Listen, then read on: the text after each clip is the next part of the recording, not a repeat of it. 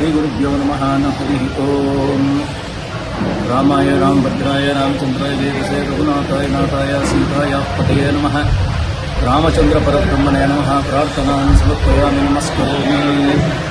ಎಲ್ಲರಿಗೂ ಪರಾಭವನಾಮ ಸಂವತ್ಸರದ ಶುಭಾಶಯಗಳನ್ನ ಹೇಳ್ತಾ, ರಾಮನವಮಿಯ ಶುಭಾಶಯಗಳನ್ನ ಹೇಳ್ತಾ, ನಮ್ಮ ರಾಮೋತ್ಸವದ ಕಾರ್ಯಕ್ರಮ 25ನೇ ತಾರೀಕಿಂದ ಹಿಡಿದು 5ನೇ ತಾರೀಕು ಏಪ್ರಿಲ್ವರೆಗೂ ನಡೆಯುತ್ತೆ.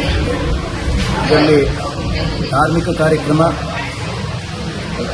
ಸಾಂಸ್ಕೃತಿಕ ಕಾರ್ಯಕ್ರಮ ಎರಡನ್ನೂ ಕೂಡಿಕೊಂಡು ಹೋಮ ಪ್ಲಸ್ ಸಂಗೀತದ ಕಾರ್ಯಕ್ರಮವನ್ನು ನಡೆಸ್ಕೊಂಡು ಸುಮಾರು ನಾವು 60 ವರ್ಷದಿಂದ ನಡೆಸ್ಕೊಂಡು ಬಂದಿದ್ದೀವಿ ಈ ಕಾರ್ಯಕ್ರಮವನ್ನು.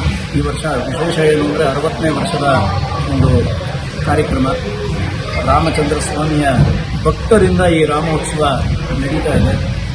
ಆದ್ದರಿಂದ ಎಲ್ಲರೂ ರಾಮನ ಒಂದು ಆದರ್ಶವನ್ನು ಪಾಲನೆ ಮಾಡಲಿ ಅನ್ನೋದಕ್ಕೋಸ್ಕರ ಈ ಹುಚ್ಚುವಾದಿಗಳನ್ನ ಮಾಡೋದು. ಯಾಕಂದರೆ ರಾಮ ಒಬ್ಬ ಆದರ್ಶ ವ್ಯಕ್ತಿ ಆದ್ದರಿಂದ ಒಂದು ಉದಾಹರಣೆಗೆ ಹೇಳಬೇಕು ಅಂದರೆ, ಅವನು ಸುಮಿತ್ರಾ ಪುತ್ರ ಸೇವಿತಾಯಿ ನಮಃ ಅಂತ ಹೇಳಿದಾಗ, ಸುಮಿತ್ರೆಯ ಒಂದು ಗರ್ಭದಿಂದ ಹುಟ್ಟದಂಥ ಲಕ್ಷ್ಮಣ ಶತ್ರುಘ್ನನನ್ನು ಯಾವ ಥರ ತಂದೆಯ ಸ್ಥಾನದಲ್ಲಿ ನಿಂತು ನೋಡಿದಂತೆ, ಆದ್ದರಿಂದ ಅವನು ಅಣ್ಣ ಅನ್ನಿಸ್ಕೊಂಡ್ಲಿಲ್ವಂತೆ, ಅವನು ತಂದೆ ಸ್ಥಾನದಲ್ಲಿ ನಿಂತು ತನ್ನ ತಮ್ಮಂದಿರನ್ನೆಲ್ಲ ನೋಡ್ತಿದ್ದಂತೆ. ಯಾವಾಗ ದಶರಥ ಮಹಾರಾಜ ಕಾಲವಾದ ನಂತರದಲ್ಲಿ, ಅಂದರೆ ಅವನು ಪಿತೃವಾಕ್ಯ ಪರಿಪಾಲಕಾಯ ನಮಃ ಅಂತ ಹೇಳ್ತಾರೆ.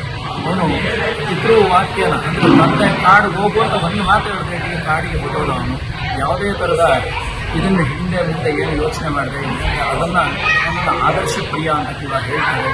ಅದರಿಂದ ಆ ರಾಮನ ಆದರ್ಶಗಳನ್ನೆಲ್ಲ ಇಟ್ಕೊಂಡು ಎಲ್ಲರೂ ಜೀವನವನ್ನು ಮಾಡಿದರೆ ಜೀವನ ಹಸನಾಗಿರುತ್ತೆ ಅಂತ ಹೇಳ್ತಾ, ಯಾವುದೇ ಸಂಶಯಗಳು ಇರಲ್ಲ.